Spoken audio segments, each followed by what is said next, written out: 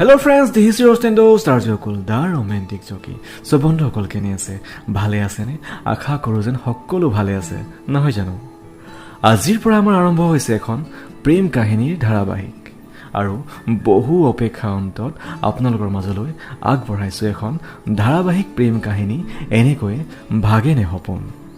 আৰু এই প্ৰেম কাহিনীটো আগবঢ়াইছে যুগান্ত ৰথাংগপানীয়ে। আশা কৰোঁ আপোনালোকে আমাৰ এই ধাৰাবাহিক প্ৰেম কাহিনী এনেকৈ ভাগিনে সপোন আঁকোৱালি ল'ব। এই প্ৰেম কাহিনীটো মাজলৈ যোৱাৰ আগতে তেওঁলোকৰ এই প্ৰেম কাহিনী কেনেকৈনো আৰম্ভ হৈছিল তাৰে এটা সৰু চাই আভাস দিব বিচাৰোঁ। তেওঁলোকৰ প্ৰেম কাহিনী আৰম্ভ হৈছিল কলেজীয়া জীৱনত। তেওঁলোকৰ প্ৰেম বৰ সুন্দৰভাৱে আগবাঢ়ি গৈ আছিল। কিন্তু যেতিয়া ছোৱালীজনী ঘৰত বিয়া বাৰু কথা ওলাব ধৰিলে তেতিয়াৰ পৰা যেন আৰম্ভ হ'ল তেওঁলোকৰ সম্পৰ্কৰ মাজত কিছু বাধা বিঘিনি। এতিয়া কি এই বাধা বিঘিনি? ঘৰৰ মানুহে তেওঁলোকৰ প্ৰেমৰ সম্পৰ্কৰ কথা গম পায়নে নে নাপায়? নে ল'ৰাজনৰ কোনো চাকৰি নাই? কিহৰ কাৰণে এই সুন্দৰ সম্পৰ্কৰ মাজত আহিল বাধা?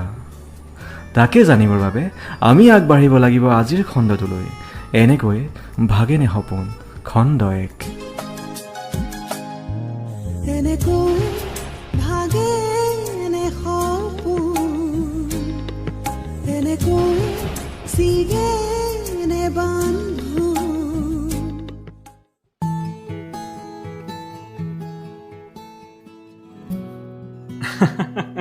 আৰু কি ক'ম?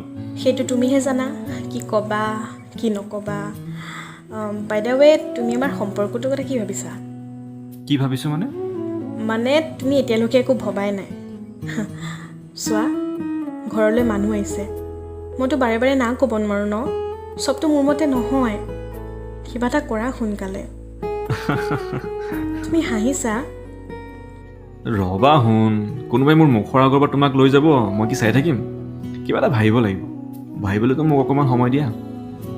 কিমান আৰু এনেকৈ সময় নিবিচাৰা? আজি ইটো ক'বা, কাইলৈ সিটো ক'বা। মই নোৱাৰিছোঁ আৰু এনেকৈ। চেষ্টা কৰা আৰু এটা বছৰ। তুমিহে জানা এনেকৈ আৰু কেইটা বছৰ। মাত্ৰ আৰু এটা বছৰ। ফাৰ্ষ্ট ক'লা কিবা এটা জব পাই লওঁ, নহ'লে তোমাক খুৱাম কি? চ' মই মানি ল'লোঁ তোমাক এটা কামৰ প্ৰয়োজন আছিল, বাট তুমি এতিয়া চাকৰি পালা।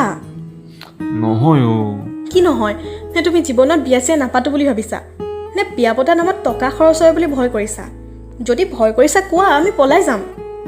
মই নোৱাৰোঁ। তুমি কি কৰিব পাৰা? মই এইটো কৰিব নোৱাৰোঁ, মই সেইটো কৰিব নোৱাৰোঁ। মোৰতো কেতিয়াবা সন্দেহ হয় তুমি পুৰুষ নে কাপুৰুষ। তুমি ইমান আজি চিৰিয়াছ হৈছা কিয়? চিৰিয়াছ হ'বলৈ এদিন তুমিয়ে শিকাইছিলা। হয় নেকি? মই পাহৰিছিলোঁ। শুনা না, আজি কি হ'ল জানা?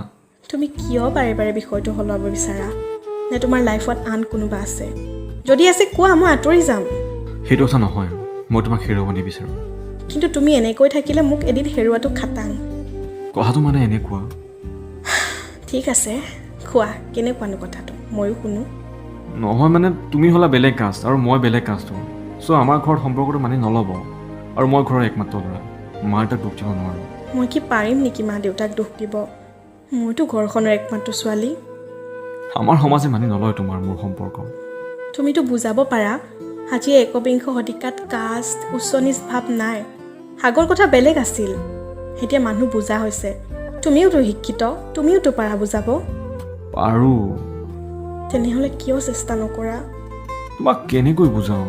অন্তৰৰ মিলন যদি পবিত্ৰ হয়, সমাজক ভয় কৰাৰ কাৰণ আছে জানো? মানে তোমাৰতো সম্পৰ্কটো স্থায়ী ৰূপ দিয়াৰ ইচ্ছাই নাছিল, মাথো তুমি সম্পৰ্কটো বজাই ৰাখিব লাগে, ৰাখিছিলা। মই নোৱাৰোঁ আৰু এনেদৰে তোমাৰ লগত থাকিব।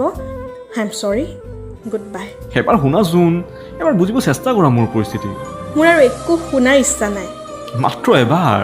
তুমি তোমাৰ পথত যোৱা আৰু মই মোৰ পথত। তুমি মোৰ বাবে মা দেউতাৰ মনত দুখ দিব নালাগে। তুমি আৰু মোৰ লগত কোনো দিন যোগাযোগ নকৰিবা। সময়ে দুয়োকে আগবাঢ়িবলৈ শিকাইছিল, সেই হয়তো আগবাঢ়িছিলোঁ। এথোপা ৰঙীন সপোন লৈ দৌৰি ফুলি উঠিছিলোঁ লমালমে, মৰহি নোযোৱাৰ এক প্ৰতিশ্ৰুতি লৈ। Good bye. আৰে এবাৰতো শুনা মোৰ কথাখিনি, মই কি ক'ব বিচাৰিছোঁ তুমি বুজিবলৈ চেষ্টা কৰা।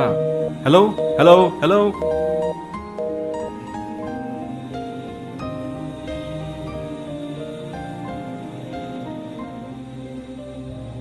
এনেকৈ ভাগে এনে সপোন এনেকৈ ছিগে এনে বান্ধোন কোনে ক'ব মোক আজি গোপনে কাষলৈ আহি কোনে ক'ব বাৰু কোন মোৰ আপোন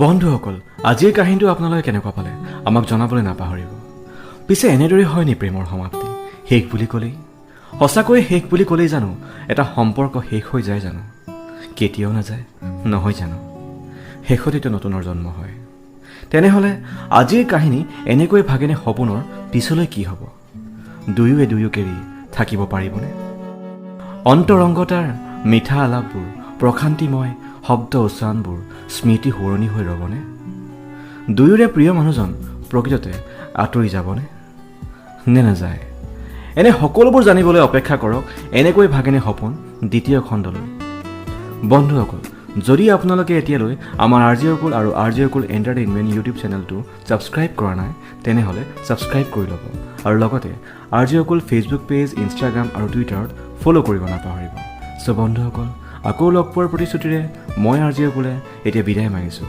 bye bye C you soon